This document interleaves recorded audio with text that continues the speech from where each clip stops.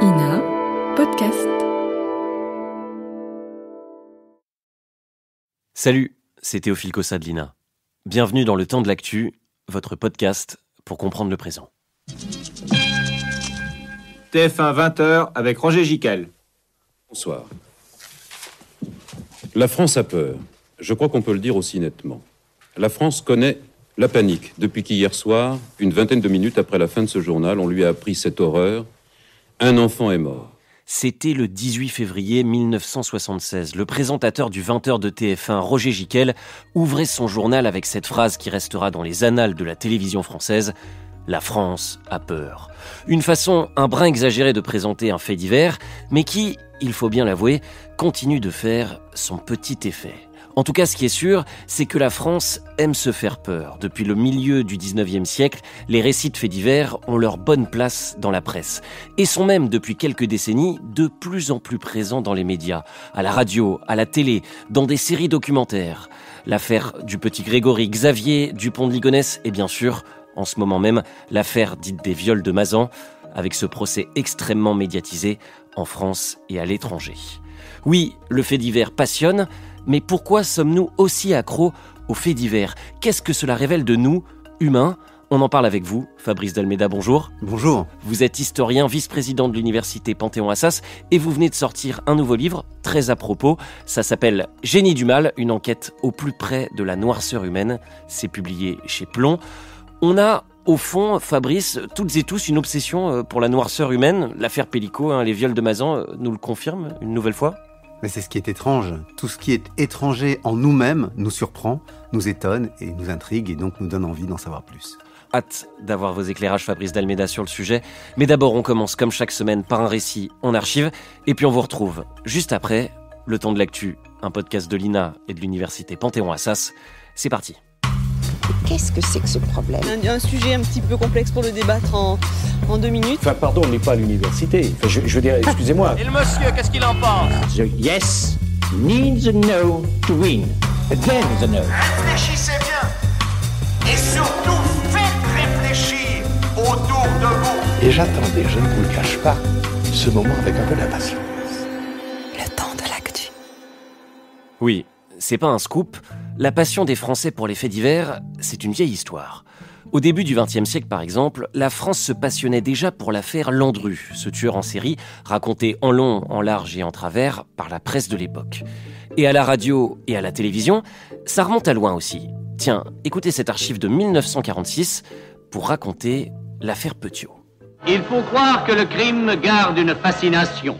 Dans le monde entier, le docteur Petiot fait aujourd'hui autant de bruit que naguère le fameux Landru. Et qu'était Landru à côté de Petiot, qui, selon l'accusation, compte 27 victimes et, selon sa propre comptabilité, 63.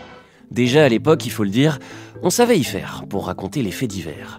En l'occurrence, l'affaire du docteur Petiot, condamné à la peine de mort pour le meurtre prémédité de 27 victimes. Des restes humains et des valises appartenant à ces mêmes victimes seront retrouvés chez lui par les gendarmes. Il déclarera, lui, avoir tué 63 fois. Évidemment, les médias se délectent de l'affaire. Mais c'est dans les années 50 que le récit des faits divers et des procès va durablement s'installer à la télévision française. Il y a par exemple l'affaire Dominici en 1954. Un couple d'Anglais et leur petite fille sont assassinés près de la ferme des Dominici dans les Alpes de Haute-Provence. Le patriarche Gaston Dominici est accusé, mais sa culpabilité ne sera jamais établie. Écoutez comment le journaliste à l'époque fait monter la mayonnaise au moment de l'ouverture du procès. Mais Gaston Dominici est-il coupable ? Aux nombreuses questions que pose l'affaire, le juge d'instruction Périès, Maître Pollack, le défenseur de l'accusé, le commissaire Sébeil, permettront-ils de répondre ? Parviendra-t-on à tirer de Clovis, l'un des fils, de nouvelles révélations ? Roger Perrin sortira-t-il de ses contradictions ? Gustave, Yvette, Marie Dominici, la sardine, finiront-ils de travestir la vérité ?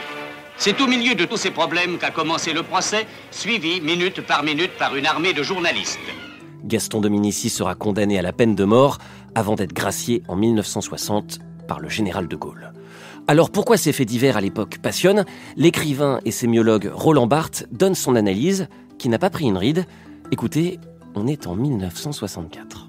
Un fait divers m'intéresse parce que, précisément, il n'est pas, si vous voulez, à mes yeux, la simple relation d'une d'un fait réel qui a existé, une sorte de relation neutre et objective, mais il est un véritable récit, comme on peut en trouver dans des contes populaires autrefois, c'est-à-dire une certaine façon que le journaliste a, et derrière le journaliste tout son public, de déformer en quelque sorte le fait pour reconstituer un objet nouveau et nouvellement agencé qui est le récit. Ce qui est arrivé disparaît presque, dirais-je paradoxalement, sous la façon en quelque sorte nouvelle et générale dont on le raconte. Et des grands récits, avec des faits parfois déformés par les journalistes, la France va en connaître d'autres, dont un qui va profondément la marquer. On est en 1984, dans les Vosges. Le petit Grégory Villemin a été inhumé cet après-midi à l'Épanche-sur-Vologne. Une cérémonie d'autant plus poignante et tendue que les enquêteurs ne cachaient pas leur présence pour tenter de faire progresser l'enquête. Certains membres de la famille, eux, s'en sont pris à la presse. Effectivement, dans cette affaire qui va passionner la France, la presse va être extrêmement critiquée pour ses méthodes. Antenne 2 le racontait 9 ans après le début du mystère, en 1993. La vallée de la Vologne devient soudain le centre du monde médiatique. Les gendarmes sont bavards, les conférences de presse quotidiennes. Quand vous voulez, mon capitaine. C'est le nom, c'est tout. Les journalistes pistent les gendarmes qui pistent l'assassin. Pas un mouvement des enquêteurs n'échappe à la presse. La collaboration est étroite, parfois trop. Les résultats, on vous les donne lorsqu'on les a. Mais on ne peut pas être suivi en permanence par 5-6 véhicules. Oui, la presse va participer à l'enquête, jusqu'à créer 2 clans, les pro-Villemin et les pro-Laroche. Non, la presse ne va pas prendre ses distances. Incompatibilité entre 2 notions, le droit et le devoir d'informer, et le secret de l'instruction. Et la même question se repose. Pourquoi ce fait divers en particulier passionne-t-il autant ?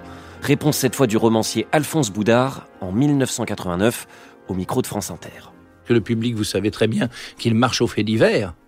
Et les romanciers marchent aux faits divers. Qu'est-ce qui fait les grands romans sont des faits divers. Mais t'étais pas plus à ces époques-là que maintenant. Oh, toujours, je crois. Si demain il y a un fait divers très important, il va passionner les gens. Regardez, il se passionne pour l'affaire Villemin. Il se passionne pour les faits divers qui amènent des mystères autour soit de la personnalité de l'assassin ou autour de l'assassinat pour trouver précisément l'assassin. Et c'est vrai que ce qui nous fascine, c'est bien souvent la personnalité de l'assassin qui va basculer dans le crime sans que personne ne s'y attende. Et pour ça, il y a un autre fait divers qui va nous passionner. On est en 2011. Écoutez. C'est dans le jardin de cette maison nantaise, dissimulée désormais derrière une énorme bâche noire, que les enquêteurs ont trouvé les corps de 3 personnes tuées vraisemblablement par arme à feu. Ceux de 3 des membres de la famille de Ligonnès, tous enveloppés dans des draps et enterrés dans la propriété. Depuis début avril, Xavier le père, Agnès la mère, ainsi que les 4 enfants âgés de 14 à 21 ans n'avaient plus donné signe de vie. Seuls quelques proches voisins avaient remarqué les allées et venues troublantes du père. Xavier Dupont de Ligonnès reste à ce jour introuvable et on n'a pas fini d'entendre parler de lui. Cette affaire va d'ailleurs devenir l'une de celles qu'on va le plus raconter dans les médias. Dans des livres, dans la presse, à la radio, à la télé, dans des podcasts, sur des plateformes. Depuis quelques années, la totalité des supports médiatiques s'empare du genre. Avec, il faut bien le reconnaître, un franc succès. La journaliste Sonia De Villers analysait le phénomène dans la matinale de France Inter. C'était en novembre 2021. Le fait divers, de true crime, comme disent les Américains, a le vent en poupe. Avec l'arrivée des plateformes et l'argent qu'elles investissent en France, les canaux se multiplient et se concurrencent. Producteurs et diffuseurs se battent pour trouver la bonne histoire, de la chair à fiction ou bien à enquête documentaire, déclinable de préférence en série, car la série, ça tient en haleine, ça fidélise. Or, ils ne sont pas légion, les faits divers susceptibles de cristalliser l'attention d'une nation et de se déployer en plusieurs volets. Résultat, TF1 s'est lancé dans un petit Grégory en fiction alors que Netflix avait bouclé sa série documentaire sur le même sujet. Le saviez-vous ? Il y a en ce moment 3 séries documentaires en tournage sur l'affaire du Temple solaire. Mais pourquoi certaines histoires plus que d'autres ? Qu'est-ce qui marche aujourd'hui ? Qu'est-ce qui fait un bon fait divers ? Pourquoi sommes-nous toutes et tous accro? On en parle avec vous, Fabrice Dalméda. Déjà, Fabrice Dalméda, pour commencer, il vous inspire quoi, le récit qu'on vient d'entendre ? Ce qui me frappe, c'est qu'on parle beaucoup de la manière de raconter, du récit, alors que je pense qu'un des aspects qui fait que le fait divers occupe la place qu'il a aujourd'hui dans notre société, c'est parce que c'est pas un simple fait divers anecdotique, mais c'est parce que pour la plupart des gens qui les suivent et qui les regardent, ça en dit long. Ça en dit long sur l'état de la société, comme disait Sartre, hein, le fait divers est un fait de société. Et puis ça en dit long aussi sur notre psychologie collective, sur là où on en est, sur les violences faites aux uns ou aux autres. Mais pourquoi cette fascination ? Qu'est-ce qui se passe dans nos esprits ? Pourquoi est-ce qu'on est tous fascinés de près ou de loin par ces faits divers ? Il y a plusieurs dimensions. Il y a une dimension qui est le criminel lui-même, qui est celle qui m'intéresse, hein, le génie du mal d'une certaine manière. Comment il a combiné son crime quand il s'agit de crime. Comment il a combiné ses séries d'enlèvements, de meurtres. Je pense à Dutroux, je pense à d'autres, voilà, de tueurs en série qui ont eu cette dimension-là. Est-ce que c'est une intelligence supérieure ou pas ? C'est des questions qu'on se pose tout simplement, hein. Et puis il y a une deuxième dimension qui est la nature des victimes. Et quand elles sont particulièrement innocentes, quand elles sont démunies, quand on a l'impression que, d'une certaine manière, le tueur représente la violence de la société contre elles, là, il y a effectivement aussi une attention particulière. Et c'est pour ça que certains faits divers qui sont particulièrement importants aujourd'hui, je pense à l'affaire Matzneff, par exemple, sur le consentement, c'est absolument crucial. Donc oui, il y a cette dimension... cette double dimension du tueur, enfin, ou du violent, parce que c'est pas toujours des tueurs dans les faits divers.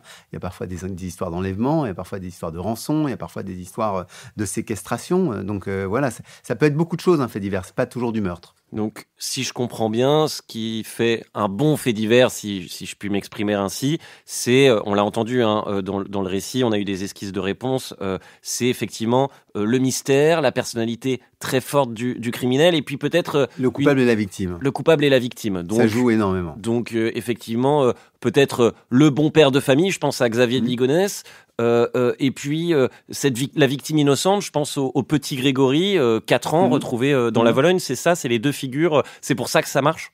Il y a ça, et puis après, ce qu'il y a de passionnant dans tout ce que vous avez indiqué, c'est souvent des affaires de famille. L'affaire Dominici, c'est une affaire, c'est une famille qui est massacrée, mais c'est une famille dans son ensemble dont on pense que le coupable se trouve parmi elles. Est-ce que c'est le vieux ? Est-ce que le vieux protège les jeunes ? Est-ce que les jeunes protègent le vieux ? Dans l'affaire du pont de Ligonnès, est-ce qu'il a tué lui-même sa famille ? Est-ce que lui-même a été tué ? Est-ce qu'il a été enlevé ? Il y a toutes ces rumeurs d'affaires d'espionnage qui ont été émises à ce propos. Donc souvent, la question de la famille est très importante, et il ne faut pas oublier que ceux qui ont beaucoup écrit sur les faits divers, les journalistes, ont parfois été influencés aussi par les théories socialistes, d'une certaine manière, de la fin du 19e siècle et du début du 20e siècle, qui faisaient de la famille le concentré de l'horreur et de l'oppression sociale. Donc il y avait aussi cette dimension-là derrière, en s'attaquant à des faits divers qui parlaient de famille bourgeoise, eh bien on pouvait mettre en évidence une certaine construction sociale extrêmement violente pour les plus modestes. C'était la façon aussi de dire que, voilà, dans des familles qui semblent parfaites, qui semblent bien sous tout rapport de l'extérieur, il peut aussi arriver l'horreur, il peut aussi arriver des drames qui ne sont pas réservés que aux classes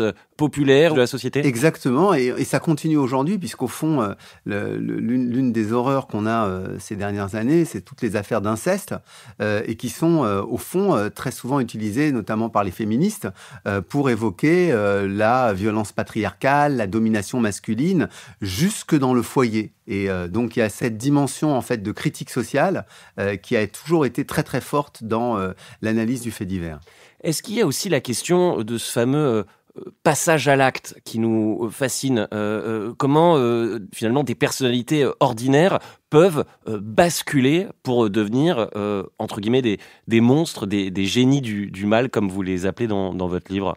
Oui, bien sûr, bien sûr. On est vraiment dans cette optique de pourquoi ces crimes, pourquoi ces monstres agissent-ils, comment agissent-ils, comment font-ils pour échapper à la police. C'est les questions que se posent des gens, j'allais dire, qui sont bien intégrés dans la société, qui se considèrent comme normaux, mais qui en même temps ont toujours peur et ont toujours le vertige, si vous voulez, de quelque chose qui craque.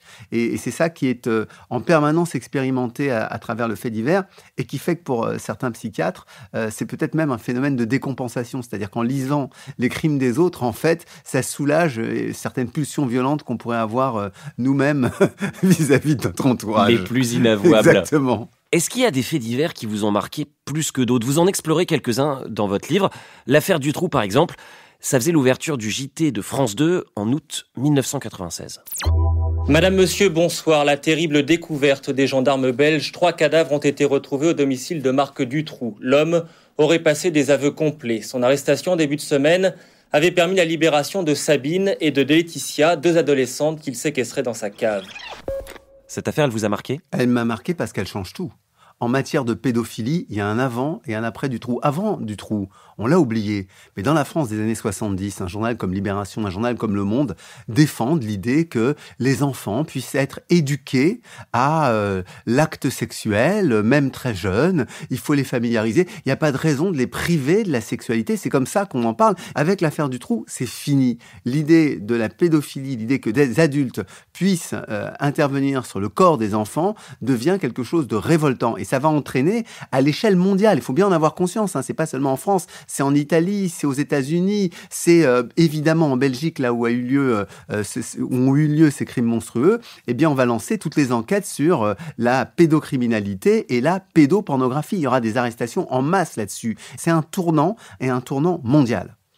Alors, il n'y a pas que les affaires de crimes sordides qui peuvent passionner. Il y a aussi des affaires, ce qu'on appelle des affaires de col blanc, des histoires de grandes arnaques, de grandes malversations financières. Charles Ponzi, Bernard Madoff, Jérôme Kerviel, qui a une série documentaire consacrée à l'affaire, diffusée en ce moment. Oui, et c'est là où c'est intéressant parce que c'est des gens qui arrivent à entraîner dans leur délire, dans leur volonté de puissance, dans leur désir d'accumulation, ils arrivent à entraîner des gens qui, comme eux, veulent spéculer. La pyramide de Ponzi, c'est de ça dont on parle, c'est la manière de rémunérer des gens avec les nouveaux entrants dans une société. Ponzi, lui, il avait imaginé de faire une spéculation sur l'achat et la revente de timbres à l'échelle internationale en jouant sur le niveau de change des monnaies. Donc c'était en gros vraiment purement spéculatif, mais il n'arrivait pas en fait à gagner de l'argent avec ça, donc il payait les gens avec l'argent des nouveaux entrants. Il y a 40 000 personnes qui sont entrées comme ça dans sa mécanique financière, 15 millions de dollars, l'équivalent d'un milliard actuel, donc c'est pas une petite chose qu'il a réussi dans son époque. On est au lendemain de la Première Guerre mondiale, et toute sa vie, il a essayé d'embarquer les gens dans ses délires. Et d'une certaine manière, moi, ceux qui me font le plus peur parmi ces monstres de faits divers, ce sont ceux qui entraînent les gens jusqu'à la chute maximale. Je parle de Jim Jones, par exemple, moi, ça m'a beaucoup marqué. C'était en 1978 aux États-Unis.